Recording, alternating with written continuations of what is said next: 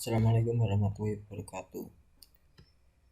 Di sini saya akan melakukan presentasi mengenai hasil kerja saya, yaitu yang pada mata kuliah diagnosis kesulitan belajar yang berjudul diagnosis kesulitan belajar pada siswa SD kelas 5. Sebelumnya perkenalkan, nama saya Muhammad Novel Prastiana, NIM 2018333129 dari kelas 7D. Latar belakang: guru sebagai tenaga pendidik melakukan analisis kesulitan belajar untuk mengetahui faktor-faktor kesulitan belajar siswa. Kesulitan belajar adalah keadaan di mana peserta didik tidak dapat belajar sebagaimana mestinya. Hal ini merupakan gejala dalam proses belajar yang ditandai dengan beragam tingkah laku yang bersumber dari luar maupun dalam diri anak. Adapun beberapa contoh antara lain hasil yang dicapai tidak seimbang dengan usaha, lambat dalam melakukan tugas, hasil belajar yang rendah.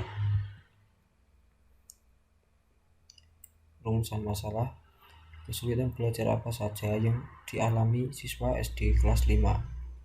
Yang kedua, apa saja faktor yang mempengaruhi terjadinya kesulitan belajar tersebut? Tujuan penelitian yang pertama yaitu untuk mengetahui kesulitan yang dialami dalam pelaksanaan pembelajaran siswa kelas 5 SD. Yang kedua, yaitu untuk mengetahui faktor penyebab kesulitan belajar tersebut. Metode: lokasi MIS Margasari 01 Sudarja. Sumber data jurnal ilmiah, pengumpulan data review jurnal. Hasil dan pembahasan: berdasarkan hasil dari jurnal bahwa ada beberapa kondisi kesulitan belajar yang dialami siswa kelas 5. Pada pembelajaran matematika, terdapat siswa kelas 5 yang mengalami kesulitan belajar. Hal tersebut dapat dilihat dari kecenderungan rendahnya hasil latihan soal maupun hasil ulangan. Hasil penelitian ini menunjukkan bahwa jenis kesulitan belajar yang dialami siswa adalah kesulitan memahami konsep perbandingan pecahan, kesulitan yang menghitung bilangan bulat, dan kesulitan dalam memecahkan masalah dalam menentukan FPB dan KPK. Faktor penyebab kesulitan belajar. Faktor yang mempengaruhi kesulitan belajar adalah faktor internal, di antaranya faktor intelektual, faktor kejiwaan, dan faktor fisiologis. Faktor intelektual. Faktor yang menjadi penyebab kesulitan belajar ini berkaitan dengan kurang sempurna atau kurang normalnya tingkat kecerdasan siswa. Para guru harus meyakini bahwa setiap siswa mempunyai tingkat kecerdasan yang berbeda. Yang kedua, ada faktor kejiwaan.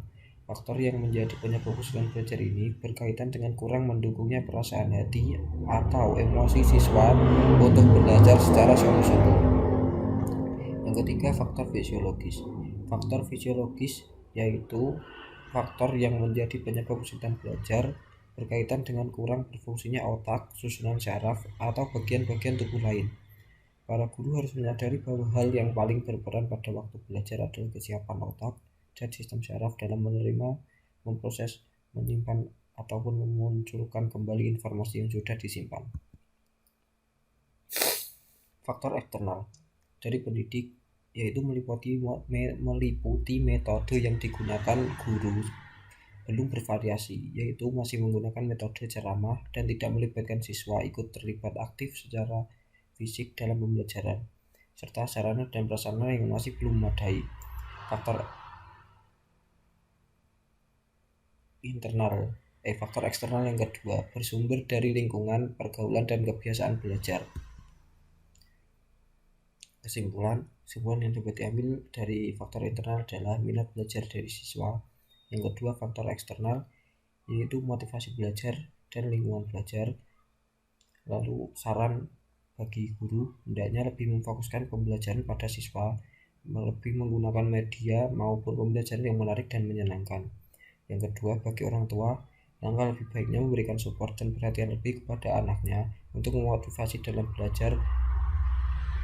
Yang ketiga, bagi sekolah, yaitu menyediakan sarana prasarana yang mendukung untuk proses pembelajaran. Sekian dari saya, terima kasih atas perhatiannya.